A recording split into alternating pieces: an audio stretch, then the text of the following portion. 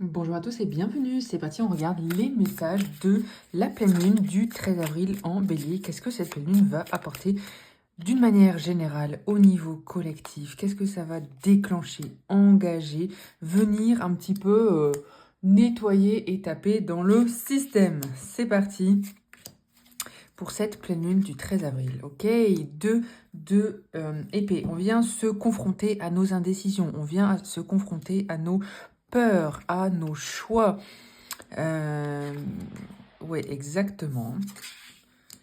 Ouh, regardez cette évolution. On voit qu'on est dans un rythme, une énergie assez contradictoire, hein. D'un côté, on a vraiment cette notion de difficulté, d'indécision, de ne pas avoir la visibilité peut-être sur tout ce qui se passe, peut-être aussi de la pression, peut-être du stress, des burn-out, des difficultés à dormir. Voilà, il y a vraiment des choses qui tourbillonnent, il y a vraiment cette notion de perdre quelque chose, de se sentir lésé, peut-être de l'injustice. Vous voyez, on est vraiment dans cette notion-là. Et regardez, gros soleil après cette pleine lune en bélier. Le gros soleil qui arrive et le roi de denier. Il y a vraiment cette notion un petit peu de un avant, un après. N'hésitez pas à me dire si c'est ce qui se passe dans votre vie, parce qu'on voit qu'il y a vraiment, après cette pleine lune, une libération des énergies. On voit qu'on est aujourd'hui en fin de cycle, vous voyez, avec ce 9 d'épée qui est, voilà, qui est difficile, qui est lourd. Ce 5 de denier aussi, qui met un petit peu, qui nous met face à nos difficultés, à nos énergies peut-être toxiques négatives, à nos pertes, à tout ce qui est un petit peu litigieux aussi dans notre vie.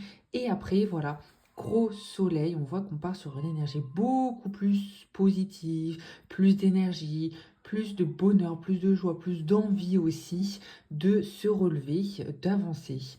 Roi de denier, belle énergie pour l'environnement professionnel, pour le matériel, pour les finances. Voilà, n'hésitez pas à me dire ce que vous en pensez, ce que cette pleine lune vient générer chez vous.